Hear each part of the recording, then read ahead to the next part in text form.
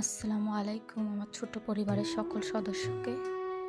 আজকে আমি একটি মাছের কারি রান্না করে দেখাবো, যেটা আমাদের মা চাচিরা করে থাকে, গ্রামীণ রান্না। তার জন্য আমি নিয়ে নিয়েছি পাবদা মাছ, অল্প কিছু চিংড়ি মাছ সাথে নিয়ে নিয়েছি, আর হচ্ছে ডাঁটা, কাঁঠালের বিচির খোসাগুলো ছাড়িয়ে আমি লাল অংশটা নিয়ে নিয়েছি, আর জাস্ট কাঁচামরিচ, পেঁয়াজ, হলুদ, মরিচ আর সাদা তেল ব্যবহার করব। আমি এখানে কোনো ধনিয়ার গুঁড়া, জিরার গুঁড়া কোনো কিছু ব্যবহার করব না।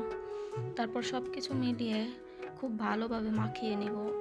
তারপরে অল্প কিছু পরিমাণে পানি দিয়ে দিব, অতিরিক্ত পানি দিব না, তাহলে এটা রান্নাটা স্বাদ ওরকমভাবে পাওয়া যাবে না, কারণ ডাঁটা খুবই তাড়াতাড়ি সিদ্ধ হয়ে যায়। যদি ভালো ডাঁটা হয় তাহলে খুবই অল্প পরিমাণে পানি দিলেও সেদ্ধ হয়ে যায়, আর বেশি সেদ্ধ হলে